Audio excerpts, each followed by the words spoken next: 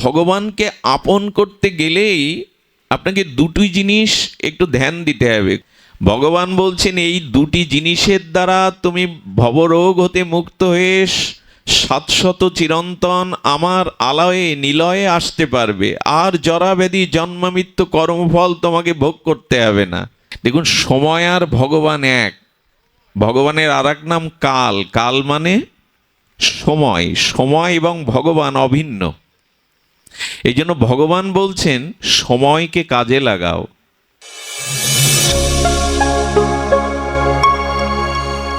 আপনারা দেখছেন সনাতন মিডিয়া ওয়ান ইউটিউব চ্যানেল। কলিযুগ পাবন অবতার শ্রী শ্রীকৃষ্ণ চৈতন্য মহাপ্রভু স্বভজন বিভজন সর্বপ্রয়োজন অবতার সার শিরোমণি পরম কারণিক পরম দয়াল কলিযুগ জীবের একমাত্র আশ্রয় গতি শ্রী শ্রী নদিয়ানন্দ আনন্দ কন্দ গৌর নিত্যানন্দের অপর অনুকম্পায় শ্রী শ্রী রাধা মাধবের অহৈতুকী করুণায় শ্রীধর মাসিস্থ কারা কথা বলছে, কি অবস্থা, শ্রীধর মাসিস্থ ভক্ত গৃহ শ্রীমন্দির অঙ্গনে পারলৌকিক আত্মকল্যাণার্থে আজ এই সমঙ্গল মাঙ্গলিক ভাগবতীয় সুধা যজ্ঞে অমৃত যজ্ঞে অস্মদীয় জীবন আধার জীবন ধন জীবন সর্বস্ব প্রাতঃস্মরণীয় পরম বন্দনীয় শ্রীশিল গুরু মহারাজের রাতুল আতুল পাবন চরণার বিন্দে পরার্ধ কোটি দণ্ডবত প্রণতি। সংকীর্তন আচার্য রসজ্ঞ বিদগণ, তত্ত্ব জিজ্ঞাসু প্রেম পিপাসু অনুরাগী মহাপ্রভুর প্রিয় ভক্তজন সাধুজন বৈষ্ণবজন সুধীজন, শ্রদ্ধাশীলা ধর্মশীলা দেবীমূর্তি মাতৃগণ, সকল ভক্তচরণে সশ্রদ্ধ দণ্ডবত প্রণতি।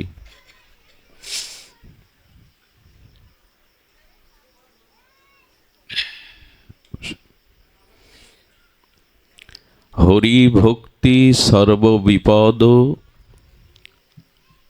বিমোক্ষণম। হরি ভক্তি সর্ববিপদ বিমোক্ষণম। শ্রী ভগবানে ধূপটা কোথায় সরিয়ে নিন, সরিয়ে নিন। এখন এই রাত 10টার সময় ধূপ ফুল জোগাড় করে আনছেন এখানে, এগুলো আগে রাখতে হয়। ধ্যান দিন, হরিকথায় মনোযোগ দিন। এ কথা বলছে কে পেছনে? কি অবস্থা এখানে, কি হচ্ছে কি ওখানে?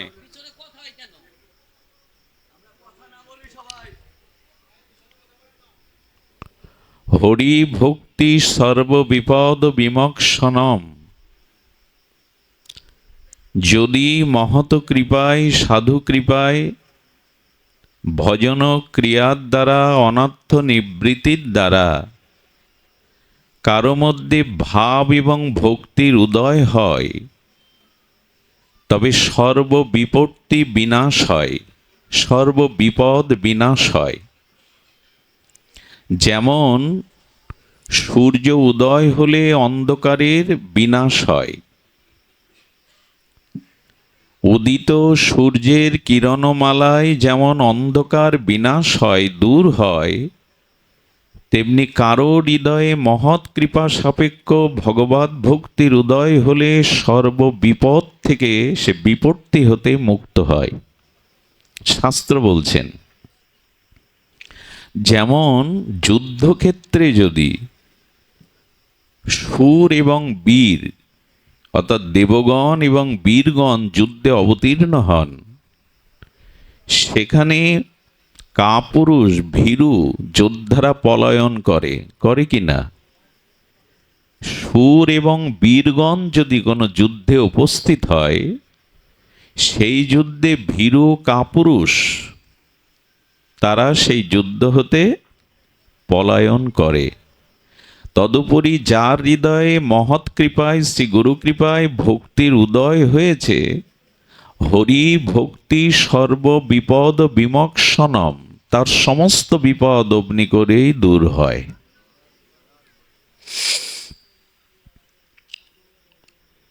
ভগবত ভক্তি হৃদয়ে কারো যদি মহৎ কৃপার দ্বারা, ভজন ক্রিয়ার দ্বারা আসে, আসে বলতে ভক্তি সকলের মধ্যে বিরাজিত আছে। ভগবত ভক্তি সকলের মধ্যেই আছে। আমাদের চৈতন্য চরিতামৃতকার বলছেন, শ্রবণাদি শুদ্ধ চিত্তে করয়ে উদয়। সূর্যকে জন্ম দিতে হয় না, সূর্যকে সৃষ্টি করতে হয় না, চোখের অন্তরাল থেকে প্রভাতে উদিত হয়। তেমনি কৃষ্ণ ভক্তি সকলের মধ্যে, ভাগবত ভক্তি সকলের মধ্যে আছে। নিত্য সিদ্ধ কৃষ্ণ প্রেম সাধ্য কবু নয়, এটা নিত্য সিদ্ধ শাশ্বত প্রেম সকলের হৃদয়ে আছে। শ্রবণাদি ভক্তির দ্বারা, মহৎ কৃপার দ্বারা, সাধু সঙ্গের দ্বারা তা উদয় হয়। সূর্য নাই এমন নয়, সূর্য সৌরমণ্ডলে আছে। সূর্যের জন্ম হবে না, কিন্তু প্রভাতে উদয় হবে। জন্ম হওয়া আর উদয় হওয়া এক জিনিস নয়। যা পূর্বে ছিল না, নূতন পরিচয়ে আমাদের সামনে উপস্থিত হলো, তাকে বলে জন্ম। আর যা আছে আমার চোখের অন্তরালে, সেটা আমার সামনে প্রকাশ হলো, এর নাম উদয়। তো ভাগবত ভক্তি, কৃষ্ণ ভক্তি সকলের হৃদয়ে আছে। শুদ্ধ চিত্তে যদি শ্রবণ কীর্তন করা হয়, তবে তা উদয় হয়। এই জন্য ভাগবত ভক্তির উদয়ে কি হয়? সর্ববিপদ বিমোক্ষণম, সর্ববিপদ দূর হয়। সুধীজন, এ প্রসঙ্গে আমরা দৃষ্টান্ত বলেছি যে সূর্য উদয়ে অন্ধকার যেমন দূর হয়, শূর এবং বীরগণ যুদ্ধে উপস্থিত হলে যেমন যারা ভীরু কাপুরুষ সেই তারা পলায়ন করে, তেমন শুদ্ধা ভক্তির হৃদয়ে সর্ববিপত্তি বিনক্ষণম। দেখুন, এই জন্য মহৎ কৃপা চাই। এই ভক্তি কোথা থেকে আপনাকে উৎপত্তি করতে হবে না, কোথা থেকে আপনাকে আনতে হবে না, আপনার চিত্ত মাঝেই ভক্তি আছে। কিন্তু শ্রবণাদি শুদ্ধ চিত্তে করায় উদয়। শ্রবণ কীর্তন চাই শুদ্ধ চিত্তে, শুদ্ধ সাধুমুখে শ্রবণ কীর্তনের দ্বারা তা উদয় হবে। কেমন করে হবে? দেখুন, ঊর্ধ্বমুখী, মধ্যমুখী এবং নিম্নমুখী তিন প্রকারের জীব আছে জগতে। নিম্নগামী জীব, তারা নিচে থেকে তাদের রস আহার জীবনী শক্তি সংগ্রহ করে। যেমন বৃক্ষ, বৃক্ষ আহার করে কোথা থেকে? নিচে থেকে। তার রস এগুলি আহরণ করে নিচে থেকে। আর জন্তু জানোয়ার ইতর প্রাণী যারা, পশু পাখি যারা, তারা এদের মধ্যগতি, এরা আহারটা ঊর্ধ্বমুখী হয়ে নিতে পারে না। এদের মেরুদণ্ডটা সরল সোজা নয়, এরা মাঝখানে মুখের সামনে আহার করে। এরা মধ্যগামী, একেবারে অধোগামী নয়। আর ঊর্ধ্বে আহার করে একমাত্র মানুষ। এই জন্য মানুষকে ঊর্ধ্বগামী বলা হয়েছে। তো যদি কেউ ঊর্ধ্বগামী হয়, তার আচার আচরণটাও শ্রেষ্ঠ হতে হবে, ঊর্ধ্বমুখী হতে হবে, নিম্নগামী নয়। সেই ঊর্ধ্বমুখী হওয়ার জন্য, শুদ্ধ ভক্তি হৃদয়ে প্রকাশের জন্য এতে গুরু কৃপা, ভক্ত কৃপা, শ্রবণ কীর্তন একান্ত অপরিহার্য। দেখুন, তুলসীদাসকৃত রামচরিত মানসে বা বাল্মীকিকৃত আদি রামায়ণে একটি অপূর্ব দৃষ্টান্ত এসেছে, আশা করছি ধ্যান দিয়ে শুনবেন। আপনারা লক্ষ্য করেছেন রাবণের যুদ্ধে লক্ষণ শক্তিশাল বাণে আক্রান্ত হয়ে মূর্ছিত হয়ে পড়ে গেল। বৃষ্টি আসছে মনে হয়। সুধীজন, শ্রাবণের দিন, কিছু করার নেই। আমি আসতে গিয়ে অনেক প্রবল বৃষ্টির মধ্যে পড়েছিলাম। যাক, যেটুকু প্রভু চান তার ইচ্ছাই পূর্ণ হোক। আমরা শক্তিশালের কথা জানি। রাবণ পুত্র কর্তৃক ইন্দ্রজিতের দ্বারা এই শক্তিশাল মহাবানের দ্বারা লক্ষণ মূর্ছিত হয়ে পড়ে গেল। এখানে লক্ষণ হলো জীব তত্ত্ব আর রাম হলো ঈশ্বর তত্ত্ব। মনোযোগ অন্যদিকে যাওয়ারই কথা, কিন্তু এই দিকে একটু মনোযোগ দিন। রাম রঘুপতি রাজীবলোচন ঈশ্বর তত্ত্ব আর লক্ষণ হলো জীব তত্ত্ব। আচার্যরা বললেন জীব ইন্দ্রিয়ের বানাঘাতে, অর্থাৎ আমাদের যে রিপু ইন্দ্রিয় আছে এই বানাঘাতে আমাদের চেতনা মূর্ছিত হয়ে পড়ে আছে। আচ্ছা, জীবের চেতনা মূর্ছিত অজ্ঞান হয়ে পড়ে আছে, পাশে কে আছে? ভগবান আছে কি না? পূর্ণ ব্রহ্ম। তো ভগবান কাঁদছে কেন? আমার লক্ষণ যদি না বাঁচে আমি ফিরে যাব না। ভগবান কাঁদবে কেন?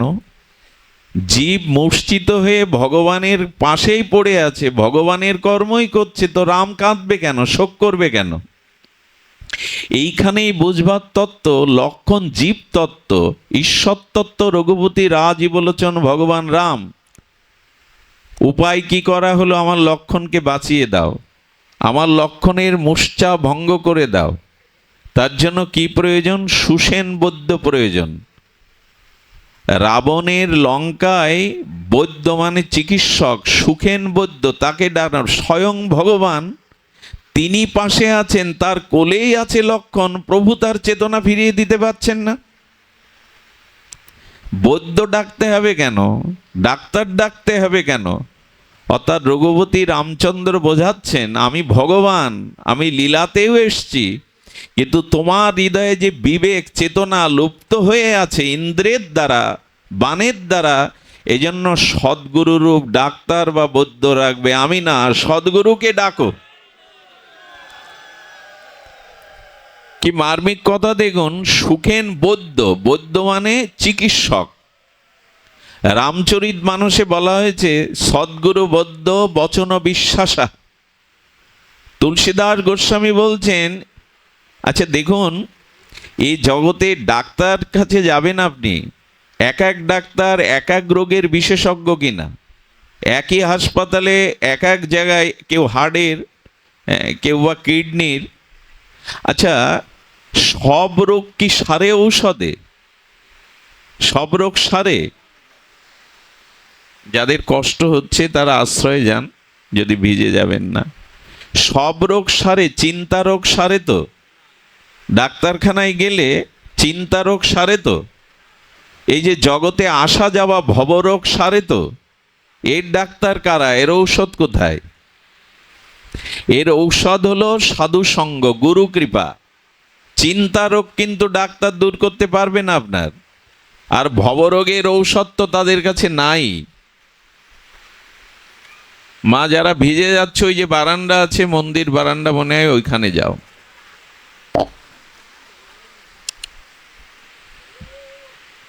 জয় শ্রী রাধে।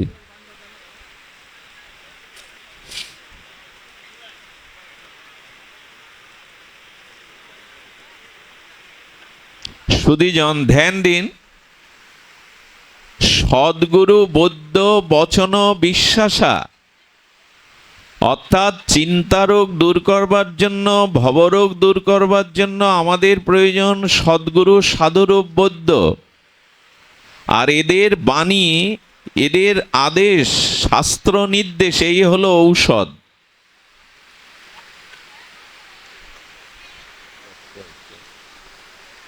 ভিজে যাচ্ছেন, এদিকে সরে আসুন, সরে আসুন। সুধীজন, জয় নিতাই গৌর প্রেমানন্দে, হরি বল, জয় রাধে।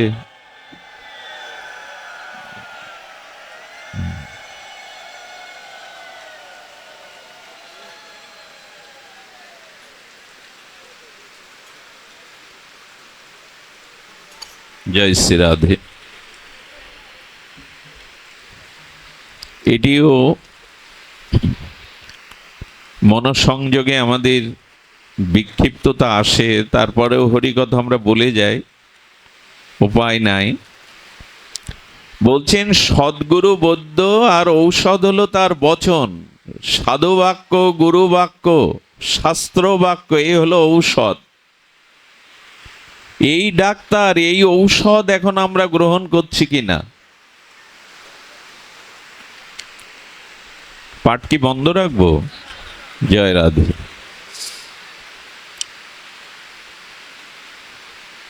সুধীজন, সুখেন বৈদ্যকে ডাকা হলো, ঔষধ নির্ণয় করলেন রামচন্দ্র না সুখেন বৈদ্য? লক্ষণের মূর্ছা ভঙ্গের জন্য ঔষধ কে নির্ণয় করলেন, ভগবান রামচন্দ্র না সুখেন বৈদ্য? তা আমার যে ভবরোগ, চিন্তা রোগ, আমি যে অজ্ঞান মূর্ছিত হয়ে পড়ে আছি, আত্মজ্ঞান নাই, এই রোগের ঔষধ ভগবান দেবে না শ্রীগুরু দেবে? দিল কে ওখানে? সুখেন বৈদ্য মানে গুরুদেব দিল। আচ্ছা, ঔষধটা এনে পৌঁছে দিল কে? ভক্ত হনুমান। কেন আর কেউ যেতে পারেনি? বললো না গো, গুরু কৃপা তখনই সফল হয়, তখনই তোমার বিবেক চেতনা ফিরে আসে, যখন ভক্ত কৃপা তোমার উপরে হয়, সাধু কৃপা তোমার উপরে হয়। দেখুন কেমন সূত্রগুলো এখানে দেওয়া আছে। প্রভু রামচন্দ্র আছে, তবু বৌদ্ধ ডাকতে হচ্ছে, গুরু চাই। এবং শ্রীগুরুদেব ওষুধ নির্ণয় করলেন, সেটা এনে দিল হনুমান, অর্থাৎ ভক্ত। ভক্ত কৃপাই হলো আপনার জীবনে এই ঔষধ এনে দেবে। তখনই লক্ষণের চেতনা ফিরে এলো।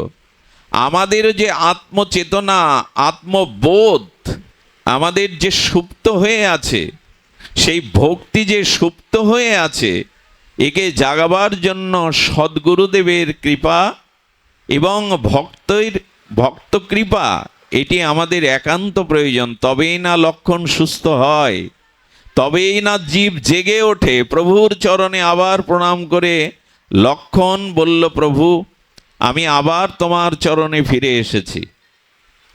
এই লীলার দ্বারা আমাদের এই কথাই জানানো হচ্ছে যে ভগবান আছেন, তিনি শাশ্বত সনাতন চিরন্তন সর্বশক্তির অধিকারী সচ্চিদানন্দময় ভগবান। কিন্তু গুরুদেবের এবং ভক্ত কৃপা আর গুরুদেবের বাণীর প্রতি বিশ্বাস, এটাই ভবরোগের ঔষধ, চিন্তা রোগ করবার একমাত্র ঔষধ।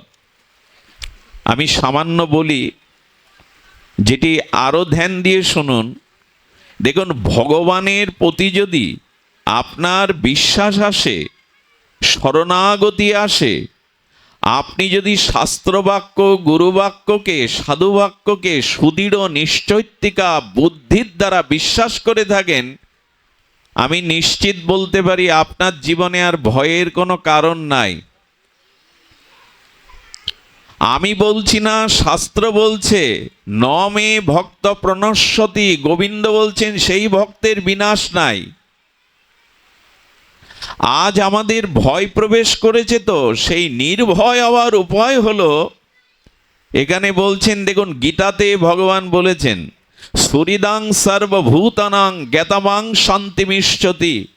তুমি শান্তি চাও, নির্ভয় হতে চাও, নিজের কল্যাণ করতে চাও, আমাকে একমাত্র সুহৃদ রূপে বরণ করে নাও। সুহৃদাং সর্বভূতানাং জ্ঞাতামাং শান্তিমিষ্যতি, এই কথাটি হৃদয়ে লিখে নিন।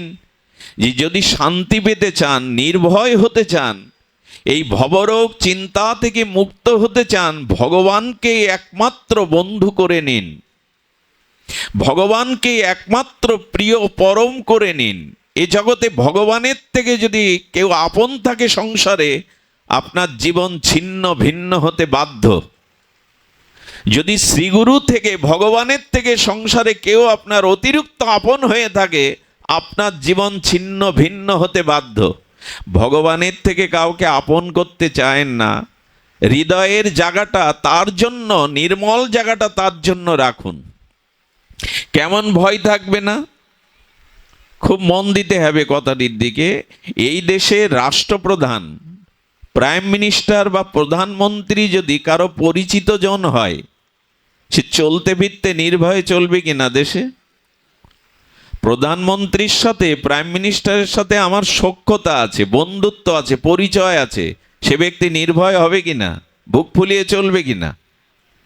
শুধু কি তাই, সেই প্রধানমন্ত্রীর পরিবারের ভাই, বন্ধু, পুত্র, কন্যা তারা কিভাবে চলে? ভয়ে চলে? তাদের কোনো আশঙ্কা থাকে? তো যদি প্রধানমন্ত্রীর পরিচিত হওয়ার পরেও বুকে ভয় কাজ না করে, নিজের ভিতরে সাহস কাজ করে, আপনি নির্ভয় চিত্তে বাস করতে পারেন যে প্রধানমন্ত্রী আমার পরিচিত, আর যদি প্রধানমন্ত্রীর বাড়ির লোক হয়ে যান, পুত্রকন্যা, ভাই, অমুক তমুক, ভয় থাকবে কি আপনার? আচ্ছা, আমি মিথ্যা মামলায় ফেসে গেছি, যে কোর্টে, যে জজের কাছে এই বিচার, সেই জজ আমার পরমাত্মীয়, আমাকে কল করেই বলছেন যে আমি সব পড়েছি, এটা মিথ্যা সাজানো, আপনি কাল কোর্টে আসুন, আমি এই কেস খারিজ করে দেব। রাত্রে ঘুম হবে কিনা আপনার? আচ্ছা, ওই জেলার দায়িত্বপ্রাপ্ত মন্ত্রী যদি বলে এটা মিথ্যা, আমার কানে এসছে, আপনি কোর্টে আসুন, আমি জজকে বলে দিয়েছি, কাল খারিজ হয়ে যাবে, রাত্রে ঘুম হবে কিনা আপনার? চিন্তা কিছুটা দূর হবে কিনা? তো ভগবান বলছেন, আমাকে যে বন্ধু করে নেয়, আপন করে নেয়, এই জগতে তার আর কোনো ভয় বা চিন্তা থাকে না, সে অভয় হয়ে যায়। এটাই কেন বিশ্বাস নেই আমাদের? প্রধানমন্ত্রীর পরিচিত জন হলে আমি বুক ফুলিয়ে বেড়াতে পারি, আর তার বাড়ির মানুষ হলে আমার ভয় কাজ করে না। অথচ ভগবান বলছেন, সুহৃদাং সর্বভূতানাম জ্ঞাতামাং শান্তিমিষ্ঠতি, শান্তি তুমি পাবে যদি জেনে যাও আমি তোমার একমাত্র আপনজন, শরীরজন। এই জন্য কৃপা করে, করুণা করে ভগবানকেই আপনার অনুরাগ প্রীতির জায়গায় বসান, নালে জীবন ছিন্ন ভিন্ন হতে বাধ্য। এই ভবরোগ, চিন্তারোগ যেতে পারে না।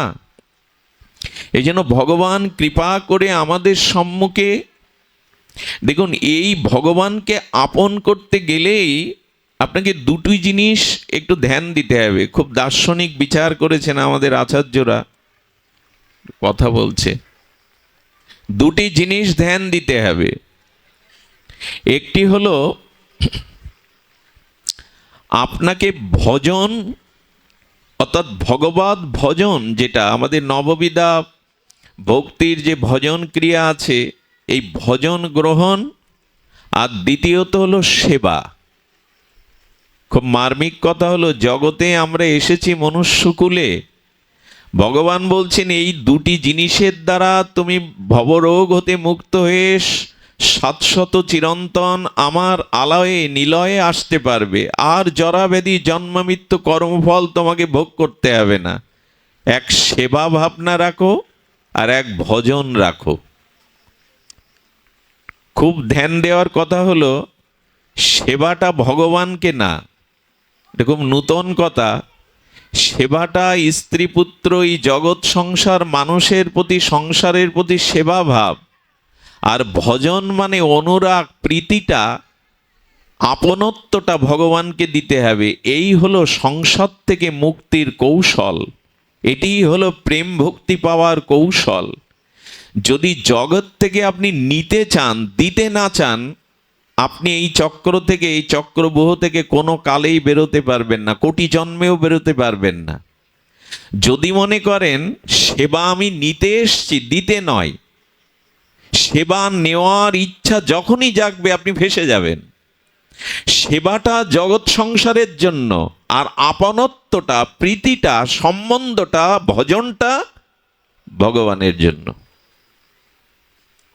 কি করে বোঝায় বলুন তো? এই সংসার থেকে, স্ত্রী পুত্র বস্তু ব্যক্তি পরিস্থিতি থেকে নিজে সুখ নিতে চাইবেন না। দায়িত্ব হলো আপনার কর্তব্য অনুযায়ী, সামর্থ্য অনুযায়ী ওদেরকে সেবা সুখ দিন। যেই স্ত্রী পুত্র সংসার দেহ থেকে সুখ নিতে চেষ্টা করবেন, ওদের থেকে ইচ্ছা পূরণের চেষ্টা করবেন, সেই আপনি ফেসে যাবেন।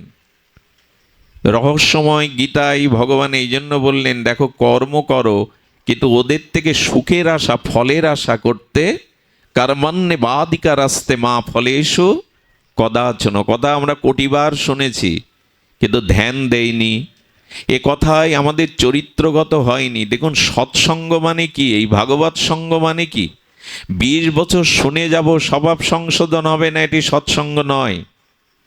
20 বছর ধরে হরিকথা শুনবো, সাধুসঙ্গ করব, নিজের কোনো স্বভাব সংস্কার হবে না, পরিবর্তন হবে না, আদৌ সেটি ভাগবত সঙ্গ সাধুসঙ্গ নয়। সাধুসঙ্গ মানে সংস্কার, সাধুসঙ্গ মানে এই ভাবনাগুলিকেই আমার জীবনে ব্যবহারে প্রতিফলন ঘটাতে হবে। সেটি হলো, দেখুন, অতিথি গৃহে এলো, আপনারা বাড়িতে পিতামাতা, স্বামী স্ত্রী আর প্রিয়জন 4-5 জন আছেন, কিন্তু 4 জন আত্মীয় এলো, অতিথি এলো। অতিথিকে বাদ দিয়ে ঘরের যে সেব্য বস্তু নিজেরা পান না অতিথিদের সেবা দেন? নিজেরা না পেলেও, নিজেরা অল্প পেলেও, আচ্ছা অতিথি এলো, আগে সেবা কারা নাই? অতিথি না বাড়ির কর্তারা? ভগবান বলছেন ঠিক এই কৌশলটা সংসারে খাটাও।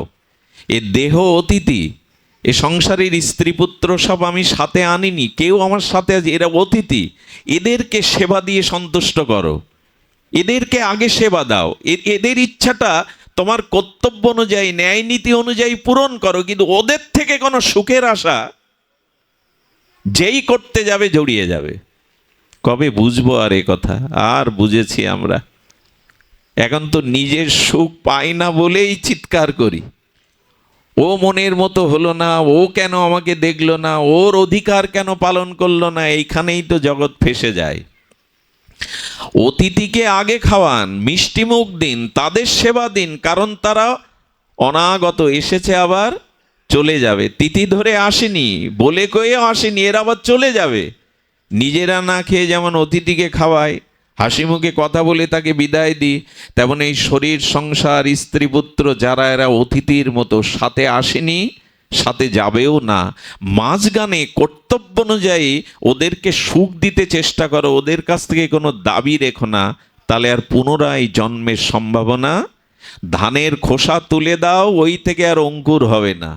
ছোলাটা বালিতে ভেজে দাও, ওটা জলে রাখলেও আর অঙ্কুর হবে না, আর আসা যাওয়ার কারণ তোমার থাকবে না। এই নীতি মানি কজন? ওদেরকে দেওয়ার জন্য এসছেন, ওদের প্রতি দায়িত্ব পালন করার জন্য এসছেন, আর বললেন আপনত্বটা, ভালোবাসাটা, ভজনটা ভগবানকে দাও। এটাই হলো এই সংসার চক্রবহ থেকে বেরিয়ে যাওয়ার একমাত্র উপায়। কিন্তু আমরা ধারণ করলাম কই? সুধীবৃন্দ, একটি কথা বলি, ভগবান আমাদের মনুষ্য জন্মার সময় এই দুটি উপহার দিয়েছেন। ভগবানের দেওয়া উপহারকে আপনি কদর্য করবেন না, এই উপহারকে আপনি যথাযথ রূপে মূল্যায়ন করার চেষ্টা করুন। কি উপহার দিয়েছেন ভগবান আমাদের? মনুষ্য জন্ম, আরেকটি হলো সময়।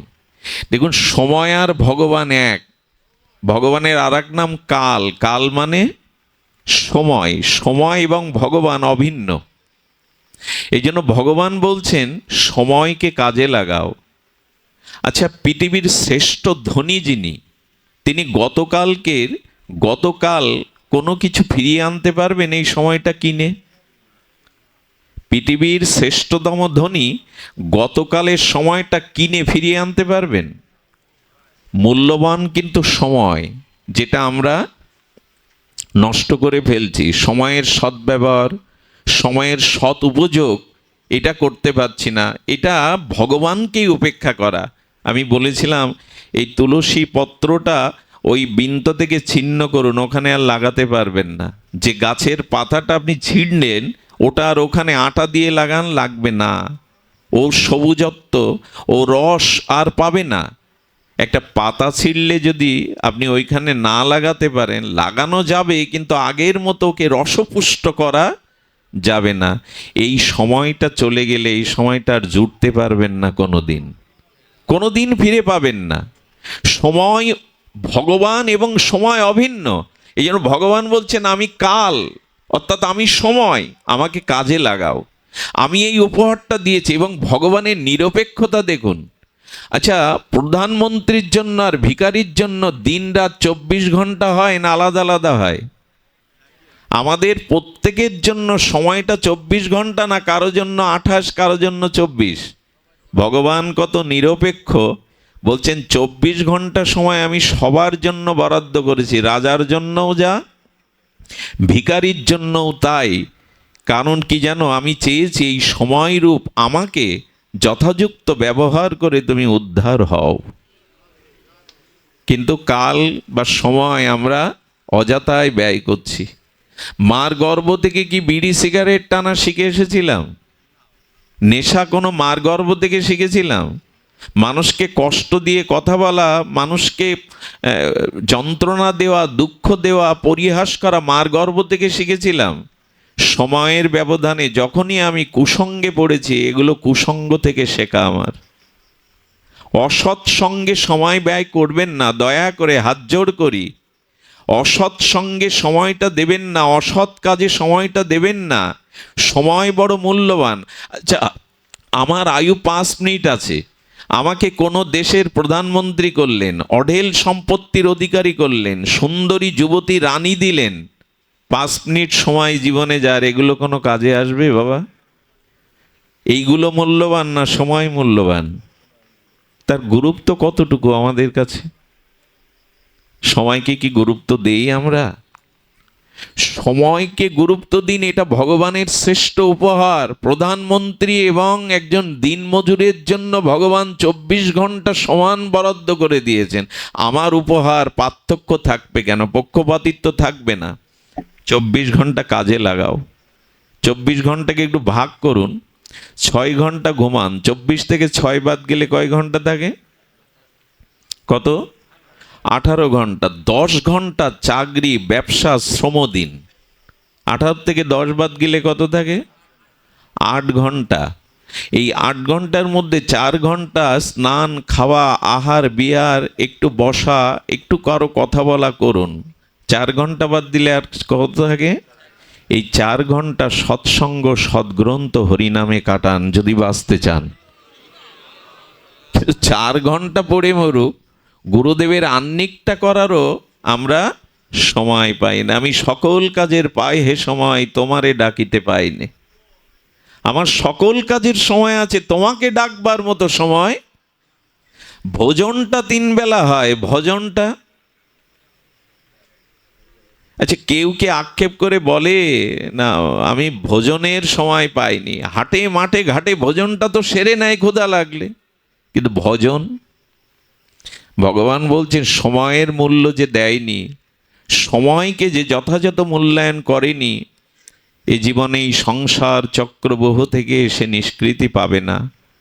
দয়া করে সময়ের মূল্যায়ন করুন এবং এই সময়টা অসৎসঙ্গে না গিয়ে সৎসঙ্গে ভজনে কাটান। এই ভজন ক্রিয়ার দ্বারাই, আমি আগেই বলেছি, সাধুসঙ্গ এমন একটি ডাক্তারখানা, সৎসঙ্গ এমন একটি ঔষধ, এখানে চিন্তারোগ আর ভবরোগ এ দুটোই দূর হয়। অন্য কোথাও এটা হয় না, অন্য কোনো ঔষধে হয় না। এই জন্য জীবনের সর্বাপেক্ষা প্রয়োজন সময়কে কাজে লাগানো।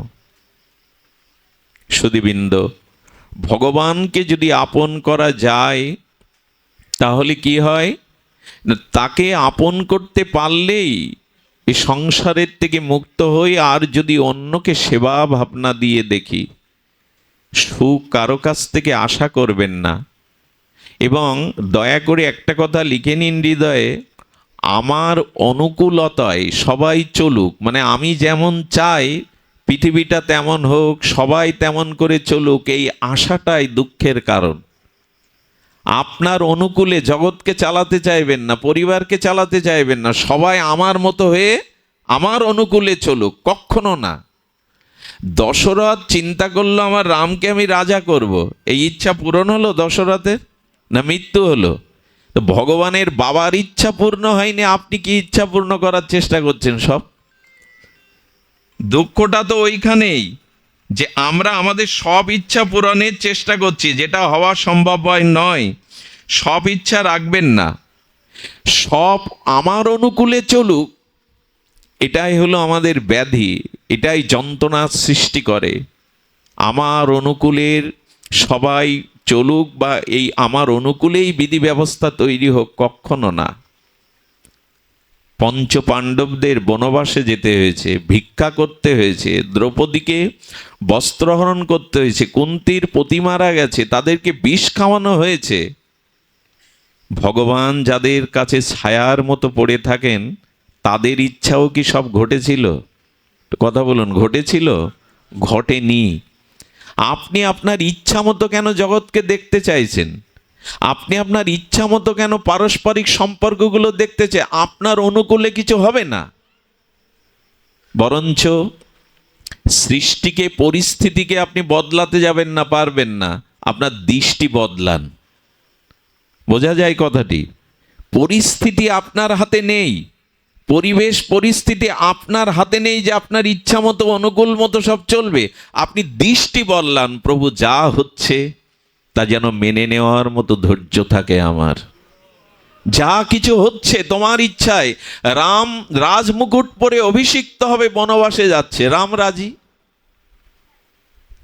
দশরথের ইচ্ছা পূর্ণ হলো না, কৌশল্যা বিধবা হলো, সপ্তাহতেই রাজি। একবারও রাম বলেছিল আমি কেন বনবাসে যাব বৃদ্ধ বাবার কথা শুনে? বলেছিল কি? ভগবান আচরণ করে দেখাচ্ছেন, আমার ইচ্ছা মতো সবকিছু ঘটবে না, আমি স্বয়ং ভগবান, তবু মেনে নাও।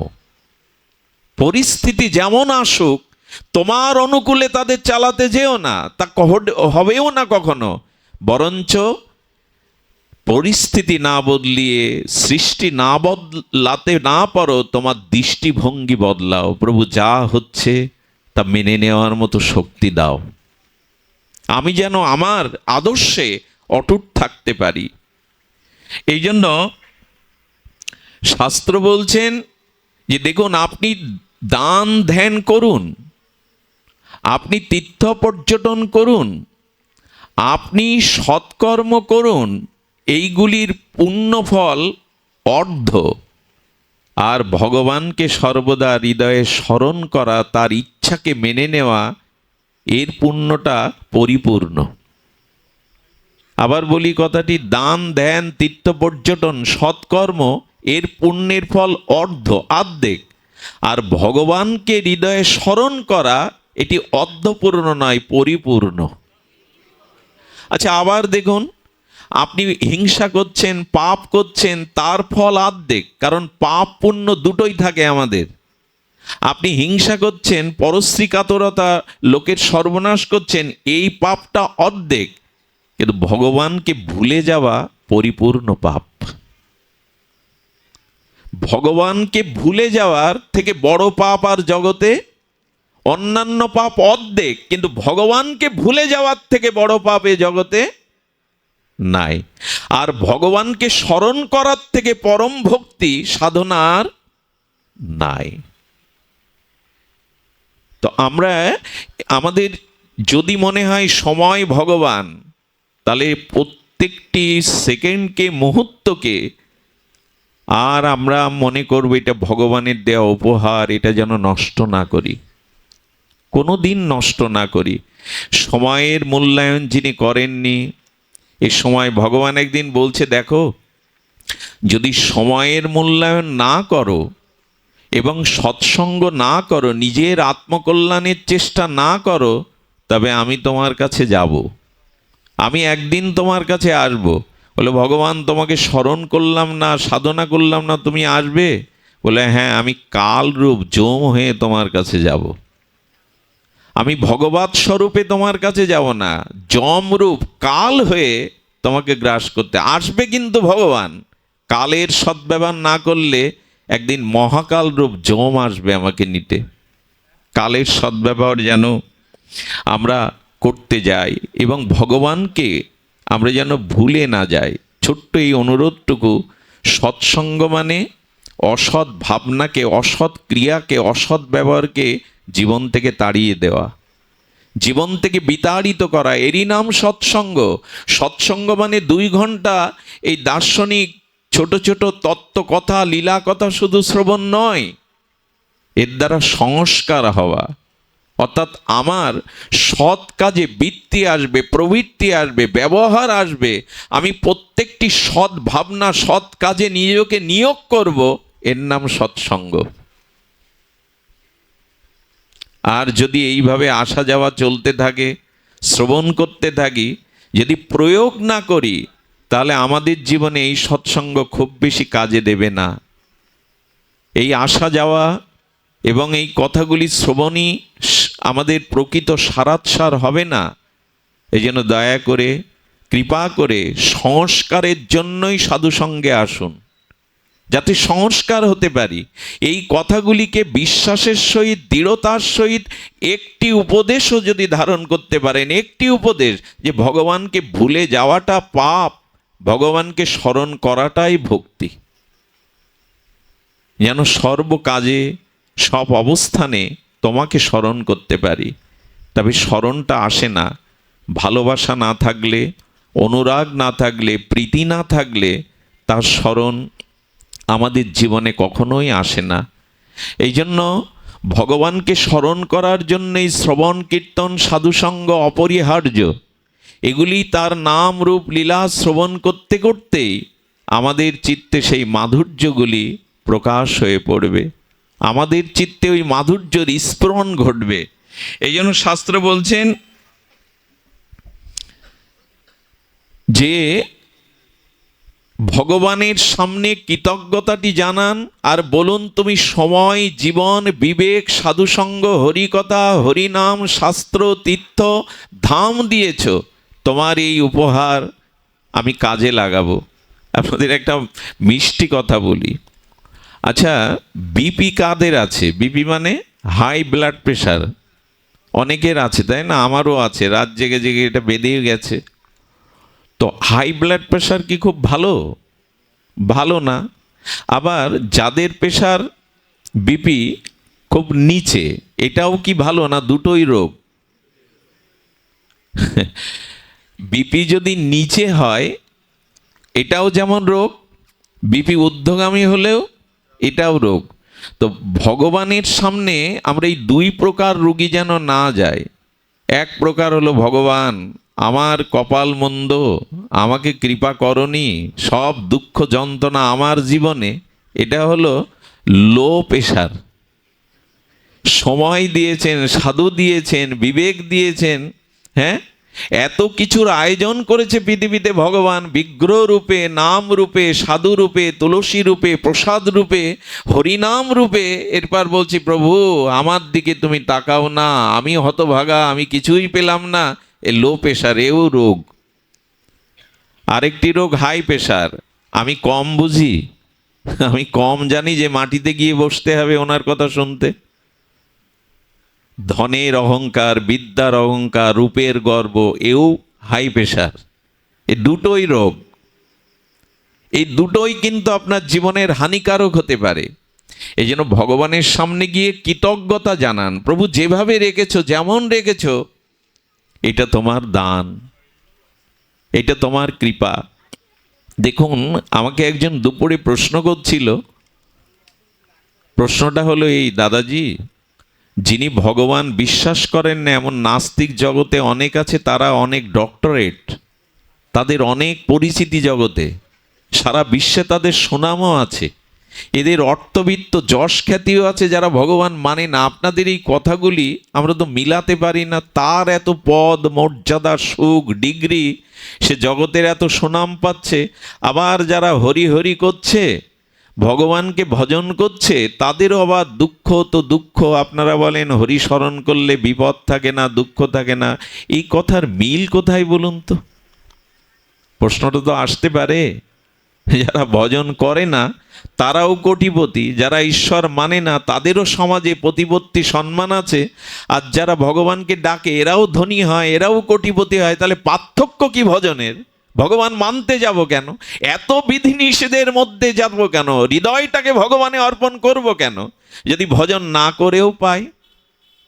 এর উত্তর হলো এই, কোনো না কোনো জন্মে উনি কোনো সৎকর্ম করে এসেছিলেন, সেই ফাইলটার যা প্রাপ্তি এইটাই পাচ্ছেন উনি। কিন্তু বর্তমান ফাইলটা এখন খোলা হবে না, পরে খোলা হবে। পূর্বের কোনো ফাইল যদি পাস হয়ে থাকে কিছু প্রাপ্তির, সেটা আপনি এখন পেতে পারেন। পূর্বের কোনো সৎকর্ম করেছিলেন উনি, কোনো সৎকর্ম, দান ধ্যান পরোপকার করেছিলেন, সেই ফসলটা এখন উনি ভোগ করছেন। এই জন্য তবে একটা কথা বলি, মাঝে মাঝে সুকর্মের দ্বারা ভগবানকে না মানলেও, নাস্তিক হলেও, কোনো জন্মের কোনো সুকৃতি সুকর্মের দ্বারা, প্রারব্ধের দ্বারা ধন মান সম্পদ প্রাপ্তি এগুলি পাওয়া যায়, আবার ভজন করেও এগুলি পাওয়া যায়। কিন্তু একটা জিনিস সৎকর্মের দ্বারাও পাওয়া যায় না, ভজনের দ্বারাও, পুরুষত্বের চেষ্টার দ্বারাও পাওয়া যায় না। সেইটা কি জানেন? সেটা সাধু সঙ্গে হরি কথা, একমাত্র ভগবানের কৃপাই ছাড়া এটা পাওয়া যায় না। বিনো সৎসঙ্গ হরি কৃপা ছাড়া হবে না। কথাটি এত মার্মিক কথা। পুণ্যকর্ম সৎকর্মের দ্বারা নাস্তিক হলেও আপনার ধন মান জন সুন্দর শরীর পেতে পারেন। আবার আপনি পুরুষত্বের দ্বারা, চেষ্টার দ্বারা অনেক কিছু পেতে পারেন। কিন্তু কোনো পুরুষত্ব, কোনো চেষ্টা, কোনো সুকর্মের দ্বারা যা পাওয়া যায় না, একমাত্র হরি কৃপার দ্বারা পাওয়া যায়।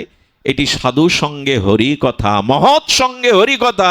এটা হরির কৃপাতেই কেবল পাওয়া যায়। উনি কৃপা করলে এটা পাওয়া যায়, কোনো পুরুষত্বের দ্বারা এটা পাওয়া যায় না। বিনু হরি কৃপা বিনা সাধু সঙ্গ হয় না, হরি কথা শ্রবণ কীর্তন পাওয়া যায় না। এখানেই ভগবানের বিশেষ কৃপা। কোনো জীবকে যখন তিনি প্রেম ভক্তি দান করবেন, উদ্ধার করবেন, তার পূর্ব লক্ষণ হলো ভগবান তার হৃদয়ে প্রেরণা দিয়ে সাধু সঙ্গ করিয়ে দেবেন। আচ্ছা, চোর দস্যু সন্ত্রাসী, তাদের বাড়ি বিল্ডিং থাকে না, ব্যাংকে টাকা থাকে না, সোনাদানা থাকে না, সুন্দরী রমণী পুত্রকন্যা থাকে কিনা? তো সাধুরও যদি তাই থাকলো, রোদ থাকলো, তো তার ভাগ্য এর ভাগ্য তো সমান হয়ে গেল। তুলসীদাস গোস্বামী বললেন, চোরের বাড়িও বিল্ডিং হয়, সুন্দরী রমণী থাকে, সোনাদানা থাকে, কিন্তু চোরের কপালে সাধু সঙ্গ হরি কথা জোটে না। এটা সাধুর কপালে জোটে, এটাই পার্থক্য। সাধুর জীবনে হরি কথা সাধু সঙ্গ নাই, এতে ওর রুচি নাই। ভগবানের বিশেষ দান এই সাধু সঙ্গ, এই হরি কথা। এটি যদি আমরা পাই, জানতে হবে এটি আমাদের পরম পাওয়া। তা আমি নিবেদন করছিলাম, জগতের সামনে আমাদের দুটি জিনিস। এক, জগৎকে যা পারো নিজের সামর্থ্য কর্তব্য অনুযায়ী সেবা দিয়ে যাও তাদের কাছ। আচ্ছা, আজকাল দুঃখ লিস্ট যেটা যদি ধরিয়ে দেন, তা কিন্তু এই কারণেই, স্ত্রী মনের মতো না, পুত্র মনের মতো হয়নি, আমার ইচ্ছা মতো সংসারটা গড়তে পারিনি, দুঃখের লিস্ট করুন একটা, সব এখানেই পড়বে। এইখানেই ভগবান বলছেন, এদিকে কেন দৃষ্টি দিচ্ছ? তুমি ওদের কাছ থেকে কিছু পেতে আসনি, ওদের কাছে ঋণ কর্তব্য অনুযায়ী ওদের দিয়ে যাও। ওদের কাছ থেকে কোনো সুখ বা নিজের অনুকূলতা চেয়েও না, আপনি মুক্ত পেয়ে যাবেন। আপনি মুক্তি পাবেন, এই জগৎ সংসার থেকে মুক্তি পাবেন, কোনো কর্মবন্ধন আমায় বাঁধবে না। কিন্তু আজকে তো এই নিয়েই জীবন কাটালাম, মনের মতো হয়নি কিছু, আমার ইচ্ছা মতো জগতে কিছু হয়নি। যদি ইহকাল পরকাল আমরা চাই, তবে এই একটা জিনিস মেনে নিতে শিখুন, ঈশ্বরের পৃথিবীতে আমি দিতে এসছি, নিতে নয়। আর একমাত্র মানুষই দিতে পারে, অন্য প্রাণী দিতে পারে না। মানুষই একমাত্র সর্বপ্রাণীকে দিতে পারে, অন্য প্রাণী দিতে পারে না। কথাটা কেমন শোনালো না? গাভী আমাদের দুধ দেয় না, এই যে বললেন অন্য প্রাণী আমাদের সেবা করতে পারে না, গাভী আমাদের দুধ দেয় না, গাভীর কাছ থেকে দুধ কেড়ে নেই আমরা। আচ্ছা, বৎস বাছুর বেঁধে গাভীর বাটে জানতো দুধ নিতে, দেবে কি মা?